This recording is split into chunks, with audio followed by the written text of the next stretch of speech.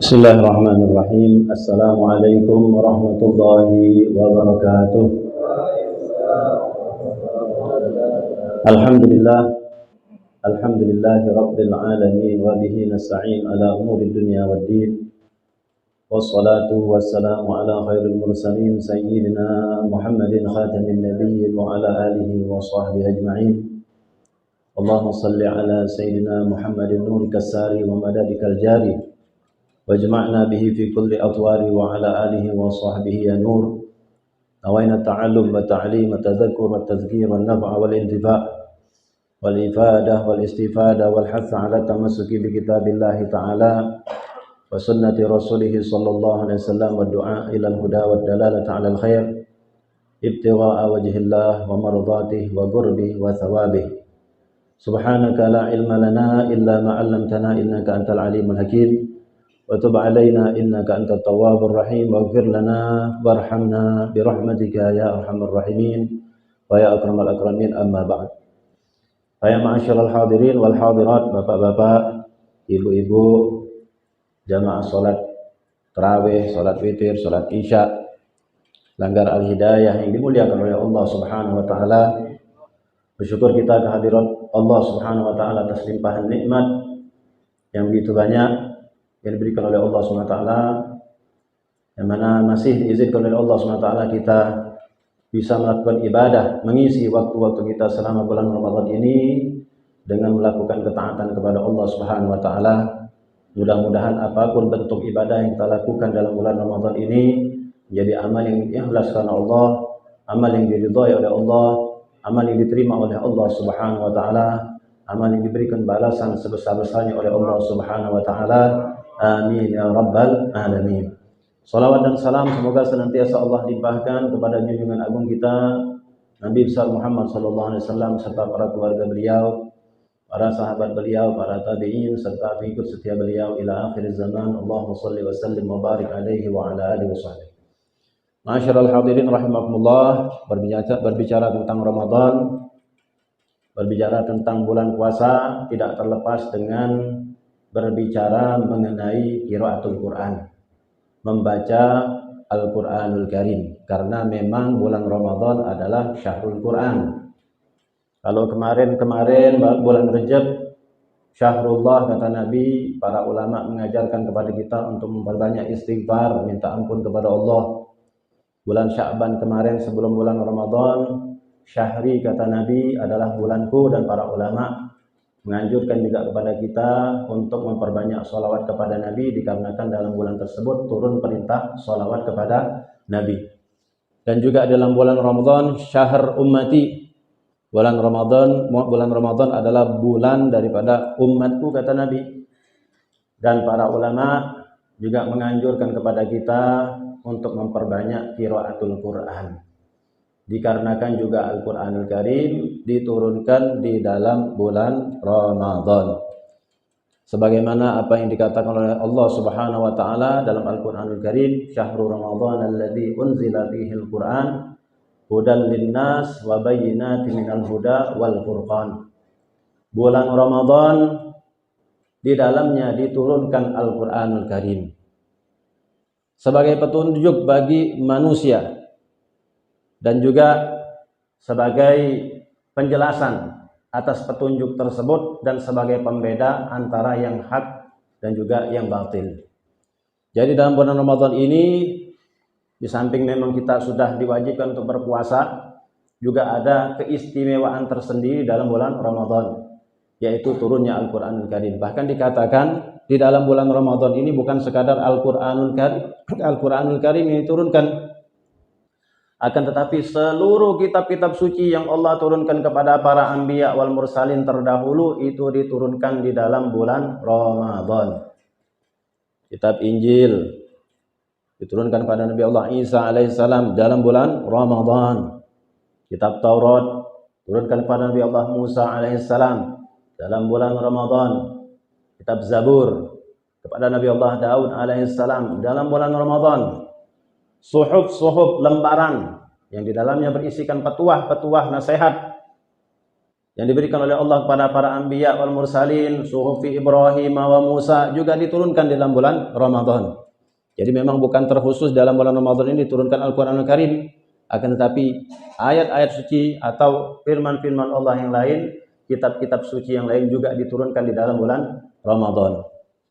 Nah, oleh karenanya ma'asyiral hadirin rahimakumullah, ketika kita masuk ke dalam bulan Ramadan, kita pun berupaya untuk memuliakan Al-Qur'anul Karim sebagaimana Rasul SAW sendiri memuliakan Al-Qur'anul Karim di dalam bulan Ramadan. Beliau tidak tanggung-tanggung, tak ada urusannya. Kalau model kita tak ada urusan sama kawan-kawan kita itulah, kumpul di masjid, kumpul di langgar, keliling, saling tegur, saling menesan. Salah dikit, kawan kita ketawa. Kalau sudah tak ada urusan, tak apa-apa. Yang penting istiqomah. Kadang-kadang kalau terlalu tegang, besok agak lagi aku tak ada urusan sini. Mengaji di rumah, tegang sini. Marah wong tegur, salah sih kok urup, marah wong. Barulah nak belajar ngaji. Pengen meluk tak ada urusan. Ada ustaz ni tukang negori. Sekali, dua kali, malu lama-lama tegur, salah aku ni pengen meluk tak ada urusan, bukan nak belajar ngaji kaget. Kan ada masanya kalau kita tak ada urusan itu mengambil keberkahan. Bulan Ramadan, ngaji Quran, ngembek keberkahan. Kalau ada salah-salah sedikit, mungkin makhraj kita ni, lidah kita ni sudah tua ni keras. Tidak macam lidah budak-budak yang lagi belajar ikut, ngapal Quran, masih lembut kalau itu. Masih lembut, ibarat tanaman itu baru tumbuh, mudah dibengkok-bengkok. Kalau tua ni, acak lagi bengkok kan patah. Tahu gitu nak nyesuaikan lisan ni ngapa sudah tua, payah, tak terbentuk lagi sudah. Jadi kalau ada juga yang kurang-kurang huruf, salah-salah sedikit, maklumilah sudah. Yang penting jamaah tadi istiqomah, semangat melok ngaji. Ada di beberapa tempat tu macam itulah. Baulah pengen melok tak ada urusan, salah lagi. Memang salah terus, tahu gitu ni salah, tapi jangan ditegur terus. Besok dah datang lagi. Malu, marah terus. Ada masanya kita ngambil keberkahan, salah-salah sedikit lebih kurang lah. Ada masanya kita memang belajar. Belajar duduknya sama guru. Minta marahi memang sama guru, salah. Atau guru salah benar lagi. Macam itu coba belajar. Ada masanya kita ngambil keberkahan. Nah, ma'asyiral hadirin rahimakumullah, kita ngajinya sama-sama kawan-kawan kita. Tapi kalau Nabi SAW ngajinya tak ada urusannya sama malaikat Jibril. Tidak tanggung-tanggung lagi setiap malam dalam bulan Ramadan. Besok jangan ngaku besok ngaku alhamdulillah semalam mana tak ada urusan sama malaikat Jibril. Bukan malaikat Jibril itu, jin ben kali nyamar. Besoknya akhirnya ngaku jadi nabi pula. Nah, kita ngajinya sama-sama kawan Nabi, tapi Nabi SAW itu beliau tak ada urusannya sama malaikat Jibril. Itu hebatnya Nabi SAW. Dan setiap malam dalam bulan Ramadan beliau memuliakan. Bahkan tercatat dalam riwayat kalau sudah masuk bulan Ramadan ini Rasulullah SAW beliau mengisi solat malamnya itu dengan memperbanyak membaca ayat Al-Quran setelah suratul Fatihah. Diriwayatkan oleh Sayyidina Hudzaifah ibnul Yaman, sahibus sir Nabi SAW. Beliau pengen melok sama Nabi semayang di malam hari. Jadi makmumnya Nabi SAW dalam bulan Ramadan. Entah itu sholat tarawih atau itu sholat witir mungkin dilakukan bersama Nabi SAW. Dia melok sama Nabi. Wong kalau pengen bermakmum sama seorang imam, dia boleh langsung melok baik. Tanpa nunjuk tahu yang namanya sama imam. Tak tahu nak perlu memang nak ngepuk nian, nak nyenggol atau nyentuh imam tadi itu dianjurkan. Biar ngapa? Biar imam juga pacak dia berniat sebagai imam. Jadi dia melakukan sholat berjamaah. Untuk sholat yang diperkenankan untuk berjamaah bagi si imam. Kalau seandainya makmum tadi pengen melok, tak perlu nyentuh juga tak apa-apa. Dan itu di masa Sayyidina Hudzaifah bin Yaman, beliau menjadi makmumnya Rasulullah SAW di dalam malam Ramadan. Melok sama Nabi. Rakaat pertama. Melok sama Nabi. Nabi SAW maca suratul Fatihah. Waladhdallin amin. Kemudian Nabi melanjutkan membaca surah Al-Baqarah. Model kita bertamunya baik, semagok kelar, langsung ruku. Ini Nabi SAW maca surah Al-Baqarah dari awal sampai akhir. Kata Sayyidina Huzaifah Ibnu Yaman mengkali kelar si kok suruh ni 3 jusan. Surah Al-Baqarah. Hitunglah dewe namanya mana. Kita ngaji sarahusan sejus baik tiap malam, kamu ni kapan kelar? Ini solat serakaat. Selesai surah Al-Baqarah, nyambung lagi SAW, nyambunglah lagi Nabi SAW. Apa dia? Surah An-Nisa pula dibaca oleh Nabi. Sangko kelar belum? Lanjut pada surah Ali Imran. Dilakukan oleh Nabi SAW. 3 surah panjang tersebut dalam 1 rakaat. Tidaklah kami menyelesaikan solat tersebut, kata Sayyidina Huzaifah Ibnu Yaman, di malam hari, terkecuali ketika Sayyidina Bilal sudah mengumandangkan azan subuh. Sudah terbit fajar, di malam tersebut sudah ada azan Sayyidina Bilal bin Rabah. Dan tidaklah Nabi SAW ketika beliau menemukan ayat-ayat tentang azab, beliau berlindung kepada Allah. Tidaklah ketika beliau menemukan ayat-ayat menceritakan tentang nikmat, beliau minta kepada Allah Subhanahu wa Ta'ala. Itu yang dilakukan oleh Nabi. Beliau memuliakan di malam tersebut dalam bulan Ramadan dengan memperbanyak qiraatul Quran, bahkan di dalam solat-solat beliau. Dan juga di masa Sayyidina Umar bin Khattab. Sayyidina Umar bin Khattab, beliaulah pencetus pertama kali solat tarawih berjamaah. Jadi kita ni mesti tahu juga yang namanya bid'ah itu ada yang baik, ada yang buruk. Wong ni kan kadang-kadang ngatakan seluruh bid'ah itu buruk kalau. Wa kullu bid'atin dhalalah, wa kullu dhalalatin finnar. Ada sebagian wong ngatakan seluruh bid'ah itu sesat kalau. Dan wong yang sesat itu jegone aku. Macam surga punya dia dewe. Itu dia usainya kalau jegone aku. Kalau galak kita buktikan sama-sama. Duluan dia meninggal tapi. Buktikanlah dulu. Nah, kata sebagian wong yang namanya bid'ah itu sesat kalau. Ternyata bid'ah ini sudah dilakukan di masa khalifah, yaitu di masa Sayyidina Umar bin Khattab. Beliaulah pencetus pertama kali solat tarawih berjamaah.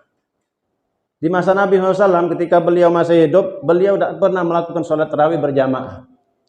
Bid'ah itu segala suatu perkara yang dalam agama yang tidak dilakukan di masa Nabi. Setelah masa Nabi wafat, baru dilakukan oleh orang-orang. Nah, ini dilakukan oleh Sayyidina Umar bin Khattab. Di masa Nabi, Nabi tidak melakukan sholat tarawih berjamaah. Di masa Sayyidina Umar bin Khattab, beliau mencetuskan sholat tarawih berjamaah. Karena apa? Beliau nyingok umat muslim, para sahabat di masa tersebut, para tabi'in sudah mulai kendor di dalam ibadat. Bukan kendornya macam kita, tapi kendor mereka para sahabat itu masih hebat, macam malaikat mereka itu ibadatnya. Tidak pernah bermaksiat, hebat mereka itu para sahabat Nabi SAW. Mulai kejingoan kendor, kata Sayyidina Umar bin Khattab, aku perintahkan kalian selaku Amirul Mukminin melakukan sholat tarawih berjamaah di masjid. Itu yang dilakukan oleh Sayyidina Umar bin Khattab. Akhirnya masjid rami, masjid terang, lampu-lampu atau obor-obor dihidupkan. Sampai akhirnya berjalan yang namanya sholat tarawih. Maka dikatakan ini juga termasuk bid'ah yang pertama dalam Islam. Dan bid'ah ini adalah bid'ah yang baik. Diteruskan di masa Sayyidina Utsman bin Affan, diteruskan di masa Sayyidina Ali bin Abi Thalib, sholat tarawih berjamaah, bahkan dipuji oleh Sayyidina Ali bin Abi Thalib. Nawwarallahu qabra Umar kama nawwarahu masajidana fi Ramadan. Semoga Allah SWT menerangi kuburnya Sayyidina Umar sebagaimana beliau menerangi masjid-masjid kita dalam bulan Ramadan. Bahkan sampai sekarang sholat tarawih dilakukan berjamaah, bukan di Indonesia sampai ke Saudi sana yang katanya negerinya para Wahabi. Mereka mengatakan seperti itu menjadi kiblat mereka. Ternyata mereka melakukan juga yang namanya bid'ah, dan itu dikatakan bid'ah yang hasanah. Nah, ma'asyiral hadirin rahimakumullah, di masa Sayyidina Umar bin Khattab, beliau memerintahkan imam-imam sholat tarawih tersebut. Di antaranya Sayyidina Ubay bin Ka'ab dan juga Sayyidina Tamim Ad-Dari, sahabat-sahabat top yang hebat di masa tersebut, untuk mengimami daripada sholat tarawih. Dan beliau perintahkan pada imam tersebut, jangan kalian menyelesaikan 1 rakaat terlebih dahulu setelah kalian membaca 200 ayat. Habis surat Fatihah. Habis Fatihah waladhdallin amin, maco 200 ayat dulu. Sekali be melok besok tak ada lagi gitu. Sampai-sampai diriwayatkan itu wong-wong yang melok sholat tadi itu tak kuat kalau kakinya mereka berpegangan dengan tongkat tegak. Yang lanangnya pegangan dengan tongkat. Yang perempuannya mereka memegang yang pacak dipegang di antara mereka, mengikatkan badan-badan mereka biar tidak terjatuh. Saking lamanya sholat tarawih tersebut. Tujuannya apa? Memuliakan Al-Quranul Karim, khususnya di dalam bulan Ramadan. Nah, oleh karena ma'asyiral hadirin, kita berupaya untuk meniru apa yang sudah dilakukan oleh Nabi, apa yang dilakukan oleh para sahabat, dan juga apa yang sudah dilakukan oleh para salafun as-soleh. Banyak orang-orang soleh itu mereka melakukan mengaji Al-Quranul Karim, memperbanyak di dalam bulan Ramadan. Sayyidina Qatadah, beliau biasanya ngaji Quran seminggu hatam. Kalau sudah bulan Ramadan 3 hari hatam. Bahkan 10 hari terakhir itu setiap hari sekali hatam. Imamuna Syafi'i wa Imamuna Hanafi. Imam Syafi'i, Imam Hanafi. Kalau sudah masuk bulan Ramadan, mereka menghatamkan Quran selama sebulan itu 60 kali hatam. Berarti sehari 2 kali hatam. Itu tercatat dan memang terbukti, bukan sekadar kita. Kadang-kadang, tak masuk akal ini sehari 2 kali hatam, apa lagi gawenya? Karena tak masuk di akal kita. Mereka sudah membuktikan dan mereka sudah juga dibuktikan oleh orang-orang di masa beliau. Karena memang terjadi hal tersebut, mereka pacak menghatamkan sehari 2 kali sampai 60 kali hatam selama bulan Ramadan. Mereka muliakan. Nah, oleh karena ma'asyiral hadirin, sebagaimana apa yang sudah dilakukan oleh mereka, kita pun berupaya untuk meniru mereka. Kita bukan wong yang hebat, tidak pacak kita nak meniru seperti Imam Syafi'i, Imam Hanafi. Minimal kita meniru sedikitnya 1/100 daripada mereka mungkin.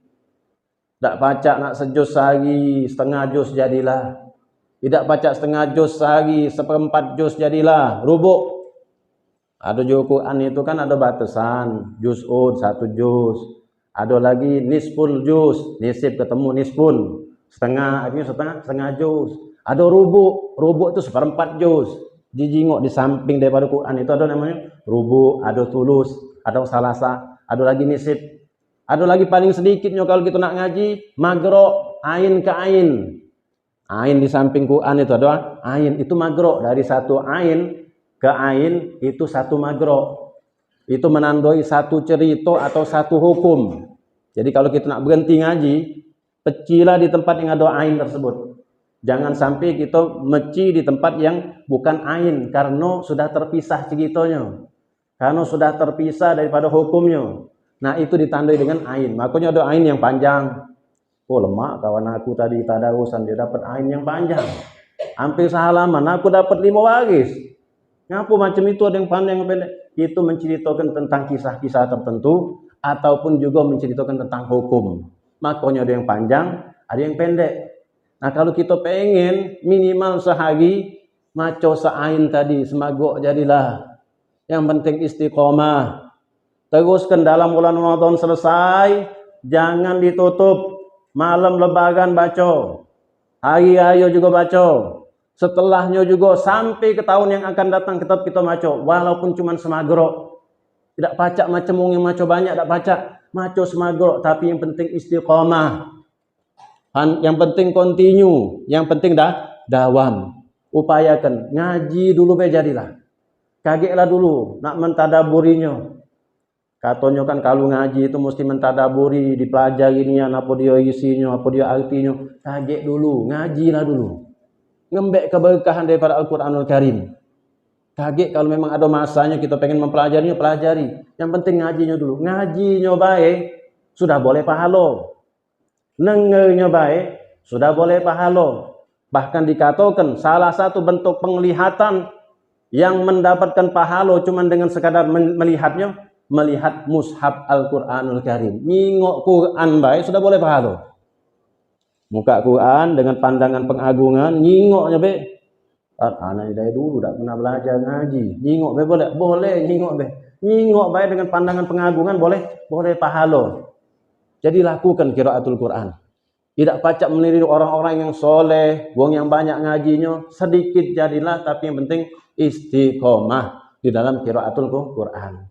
Sebagai bentuk tanda syukur kita kepada Allah, sebagai bentuk kita meniru apa yang dilakukan oleh junjungan kita Nabi Muhammad SAW serta para sahabat dan salafun soleh. Dan mudah-mudahan Allah SWT memberikan kepada kita hidayah dan taufik untuk bisa mengamalkan, membaca Al-Quranul Karim, istiqomah mulai saat ini sampai ke tahun depan tanpa terputus kita membaca Al-Quranul Karim.